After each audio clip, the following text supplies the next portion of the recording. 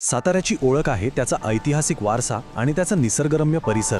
पण आजकाल शहराची हीच ओळख वाहतुकीच्या कोंडीत कुठेतरी हरवत चालली आहे. या समस्येवर उपाय म्हणून एक भव्य रिंग रोड प्रस्तावित आहे. पण हा विकासाचा मार्ग काही जणांसाठी त्यांच्या घरादारावरून जाणार आहे. आज आपण याच विकासाच्या दुहेरी चेहऱ्याचा सखोल आढावा घेणार आहोत.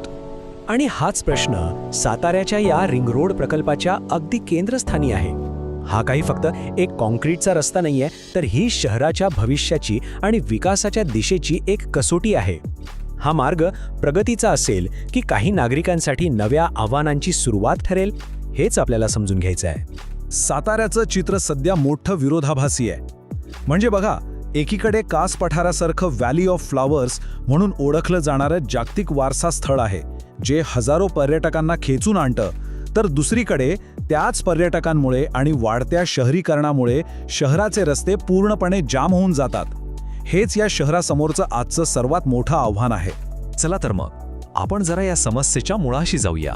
साताऱ्यातली ही वाहतूक कोंडी इतके गंभीर का झालीये आणि सातारकरांच्या रोजच्या जगण्यावर तिचा नेमका काय परिणाम होतोय? अगदी विचार करा, शहराच्या एका टोकापासून दुसऱ्या टोकापर्यंत जायला तब्बल 35 ते 40 मिनिटं लागतात. विशेषतः पुणे-बंगळूर महामार्गावरून शहरातून जाणाऱ्या वाहनांना या त्रासाला रोज सामोरं जावं लागतं. हा वेळ आणि इंधन या दोन्हींचा मोठा अपव्यय आहे, जो आता सातारकरांच्या रोजच्या जगण्याचा एक भागच बनलाय.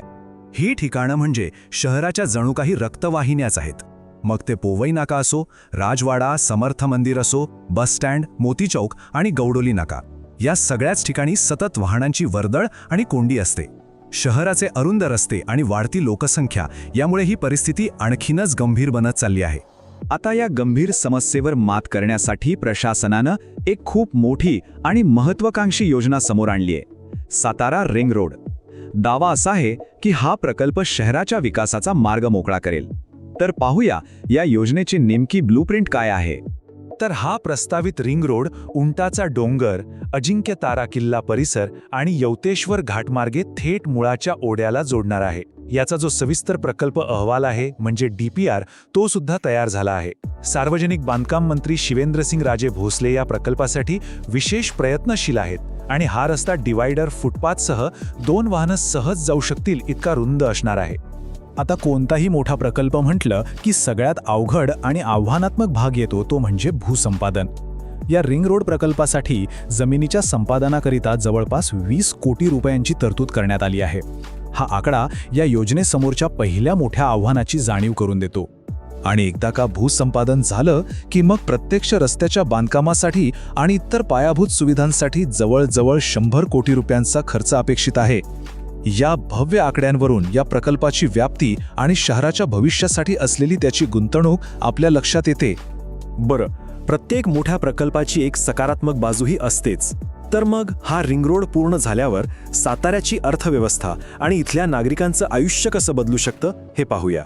सगळ्यात महत्त्वाचं म्हणजे तज्ज्ञांच्या अंदाजानुसार हा रिंग रोड शहरातील वाहतुकीचा ताण तब्बल 40% कमी करू शकतो. हा या प्रकल्पाचा सर्वात मोठा आणि थेट फायदा मानला जातोय. याचाच अर्थ शहरातील रस्त्यांवरून प्रवास अधिक वेगवान आणि सुखकर होऊ शकतो. जो प्रवास आज 35 ते 40 मिनिटांचा आहे, तो रिंग रोड नंतर फक्त 10 ते 15 मिनिटांवर येऊ शकतो. वेळेची ही मोठी बचत म्हणजे कमी ताण, अधिक उत्पादकता आणि एकूणच जीवनाचा दर्जा सुधारण्याची एक संधी. अधिकारी या प्रकल्पातून एका सकारात्मक विकास चक्राची अपेक्षा करत आहेत. कसं? तर एकदा का शहराबाहेरून बायपास तयार झाला की शहरातील कोंडी कमी होईल. याचा थेट परिणाम पर्यटन आणि व्यापारावर होईल आणि शहराच्या अर्थव्यवस्थेला एक मोठी चालना मिळेल. या प्रकल्पाचे फायदे फक्त शहरापुरते मर्यादित नाहीत. कोरेगाव आणि रहिमतपूरकडे जाणारी अवजड मालवाहतूक शहराबाहेरूनच वळवता येईल. वाढे, कोडोलीसारख्या गावांचा शहराशी संपर्क सुधारेल आणि त्या भागात नवीन घरं, नवीन व्यवसाय उभे राहतील. आणि महत्त्वाचं म्हणजे कास पठार आणि सज्जनगडकडे जाणाऱ्या पर्यटकांना आता शहरात न शिरता थेट बाहेरूनच मार्ग उपलब्ध होईल.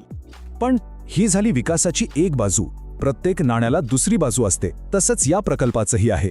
विकासाच्या या मोठ्या चित्रात काही लोकांना मोठी किंमत मोजावी लागतीये. आता आपण त्या लोकांच्या चिंता आणि समस्या जाणून घेऊया, ज्यांच्या घरांवर आणि जमिनींवर या प्रकल्पाचा थेट परिणाम होणार आहे. हा आवाज त्या नागरिकांचा आहे ज्यांच्या मनात आज भीती आणि अनिश्चितता आहे. अनेक वर्षांच्या मेहनतीने उभं केलेलं घर किंवा घेतलेली जमीन प्रकल्पात जाण्याची शक्यताच त्यांना अस्वस्थ करत आहे. आणि त्यांचा प्रश्न अगदी रास्त आहे की जर इथे रस्ताच येणार होता तर प्रशासनाने पूर्वी परवानग्या का दिल्या? भैरोबाचा पायथा, महादरे, धुमाळआळी आणि व्यंकटपुरा यांसारख्या भागांमधील रहिवासी सध्या चिंतेत आहेत. कारण प्रस्तावित रिंग रोड त्यांच्या जागेतून जाण्याची शक्यता असल्यानं त्यांच्या भविष्यावरच एक प्रश्नचिन्ह निर्माण झालंय. ही केवळ जमिनीची किंवा घराची गोष्ट नाही, तर त्यांच्या संपूर्ण आयुष्याच्या गुंतवणुकीची गोष्ट आहे. आणि मग इथेच तो महत्त्वाचा प्रश्न निर्माण होतो की हा विकास नक्की कोणासाठी आहे? शहराच्या सामूहिक प्रगतीसाठी काही व्यक्तींनी असा त्याग करणं अपेक्षित आहे का? की विकासाच्या प्रक्रियेत प्रत्येकाच्या हक्कांचा आणि भविष्याचा विचार व्हायला हवा? साताऱ्याचा हा रिंग रोड प्रकल्प शहराला एका अशा निर्णायक वळणावर घेऊन आला आहे जिथे प्रशासनाला विकासाची महत्त्वाकांक्षा आणि सामाजिक न्यायाची जबाबदारी यांच्यामध्ये एक नाजूक संतुलन साधावंच लागणार आहे. साताऱ्यासमोरचं हे आव्हान खरं तर आज भारतातल्या अनेक विकसनशील शहरांचं प्रतिबिंब आहे. एकीकडे आर्थिक प्रगती आणि आधुनिक सुविधांची गरज आहे, तर दुसरीकडे त्या प्रक्रियेत कोणी मागे राहू नये ही सामाजिक जबाबदारी पण आहे. या दोन्हींमध्ये समतोल साधता येणं हेच खऱ्या विकासाचं लक्षण आहे. आणि जाता जाता एक शेवटचा पण महत्त्वाचा प्रश्न, साताऱ्याच्या या उदाहरणावरून भारतातल्या इतर शहरांनी काय शिकावं? विकास म्हणजे केवळ मोठे रस्ते आणि उंच इमारती, की ज्या विकासात सर्वसामान्यांच्या हक्कांचा सन्मान होतो तो खरा विकास? प्रगतीचं खरं मोजमाप काय असावं यावर आता गंभीरपणे विचार करण्याची वेळ आली आहे.